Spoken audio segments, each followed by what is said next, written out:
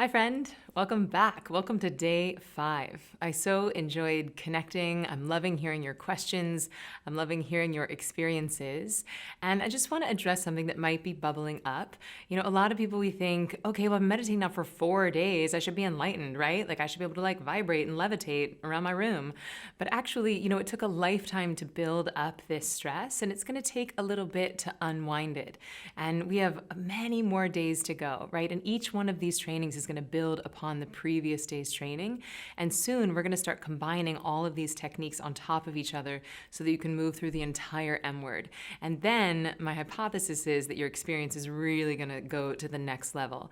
So I encourage you to be gentle with yourself, be patient with yourself, and give yourself full permission to be exactly where you are right now. Okay, so yesterday we put our toe into the water of effortless silence, and I want to dive a little bit deeper into that. You might notice that I have some props here for today. Fancy. And I want to explain to you what the point is of that word. I gave you a word that we can use almost like a mantra. That word is going to be one. And rather than focusing on it or saying it or concentrating on it, which is actually going to start to give you headaches, I want you to innocently hear this thing like a little whisper of an echo. Now notice that I'm saying hearing it versus saying it, right? Because if you hear something, that requires less effort than saying something. And I actually want to do a little bubble diagram, which is going to illustrate the cycle of meditation and how this word is acting as an anchor to de-excite the nervous system, and then how the body will start to release stresses on the other side. So when we first sit down to meditate, we pick up this word, this thing that we're using almost like a mantra, right? And mantra is a Sanskrit word. Man means mind and tra means vehicle. So a mantra is a mind vehicle, and it's custom designed to get a little bit fainter and a little bit finer. And you might notice that your thoughts get sort of random or abstract, or maybe they're just songs or colors, and it'll get even fainter until finally it does its little magic trick and it just disappears. And then you're going to find yourself quite innocently, quite effortlessly in this space of no thought, no mantra. You're hanging out down here in the absolute, right? In your right brain. Now, within 30 to 45 seconds of starting this, your body's getting very deep rest, okay? Now, the body wants to thank you for this rest, and the way that it thanks you is by releasing some stresses. Okay, but you're hanging out down here in the absolute, getting this deep rest, then body starts throwing off some stresses, which means the body's going to launch into a bit of activity. And then the mind is going to correspond with activity, which is thoughts. So you're going to start having thoughts, but they're bubbling up from this unmanifest, from the absolute. And in the beginning, they're really faint and really quiet, and then they get a little bit more clear and a little bit more pronounced, and then maybe you're thinking about your ex-boyfriend, and then you're thinking about your taxes, and then you become aware of the fact that you're having a thought. You become aware of the fact that you're thinking something other than your little word. And then that's your cue to innocently, lightly, gently float back to the word. So this part up here, when you realize that you're off and then gently floating back, that's your only job in the effortless silence. Everything else, your body's going to handle for you. This is really about being a passenger in the experience and not trying to drive the ship. P.S. Are you impressed with my ability to write upside down? So the thing to take away from this is that this whole cycle is meditation. Okay, there's an inward stroke, which is the word taking the mind and body down. There's also an outward stroke, which is the body releasing stresses in the form of thoughts. Okay, so this is why thoughts are not the enemy of meditation, because these thoughts are actually an indicator that stress is leaving the body. These thoughts is actually where the healing happens. Okay, so instead of judging yourself as a failure, if you're, thinking about your third grade teacher, or if you're wondering what your dog's mantra would be if it had a mantra, then you're not a failure. You've just taken a little mental field trip. A-okay, that's your cue to float back to the word one. Really good. So let's dive into Effortless Silence Part 2, shall we? I'll give you a moment to settle in, find somewhere to sit, turn off the lights. If you can, it's nice to meditate in darkness versus brightness. So take a moment to get settled, and I'll put my props away. So go ahead and have a seat in the old favorite position, just back supported, head free.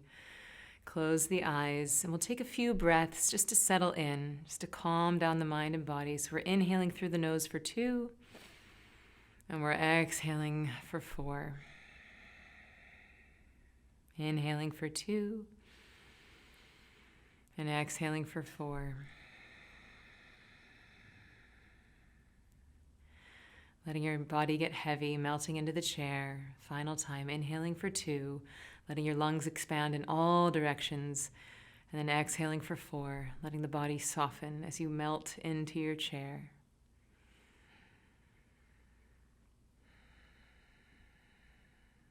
Really good. And as you start to practice the effortless silence, I want you to notice if this word, if this mantra can almost start to float to you like a hot guy in a bar, right? Let them come to you instead of you aggressively going and picking it up. So just hearing it ever so gently in the background of your mind. Just one, one, one. Letting it get fainter and finer and even slip away.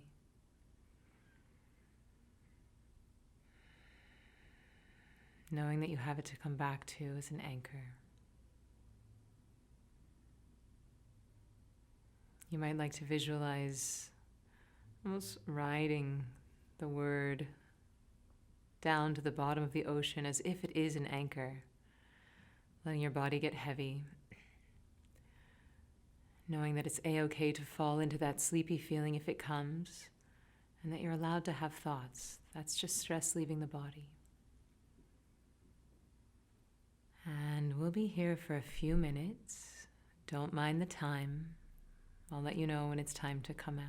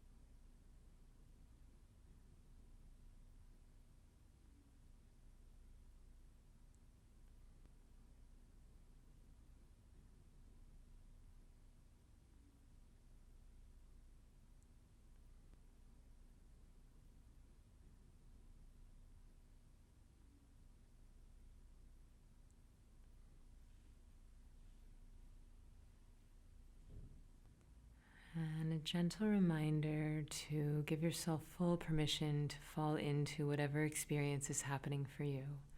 If the head is heavy, just let yourself fall into that. Even if you feel like you're falling asleep, chances are you're not sleeping, you're just falling into a deep relaxation state. So even if the head bobs, let it bob. You don't have to be a frozen statue, and thoughts are not the enemy. We're just taking it as it comes.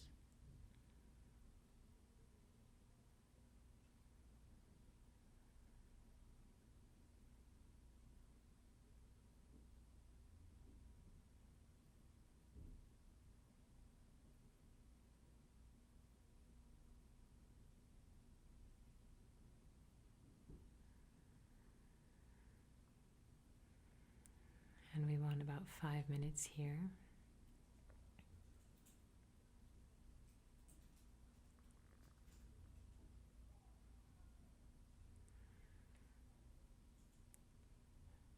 So let's leave the eyes closed, but we'll let go of this word inside. Again, imagining that we're cutting the cord to an anchor and gently, effortlessly starting to float back up to the surface, back into the body, back into the room.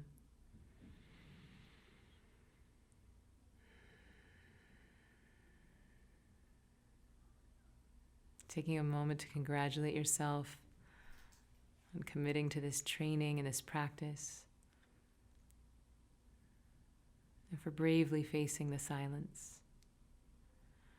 Taking a nice deep inhale, breathing some life into your body, starting to move your hands, starting to move your feet, knowing that taking this moment to rest and relax is going to make you even more awake, even more refreshed on the other side. And in your own time, whenever you're ready, we can start to slowly, gently open the eyes.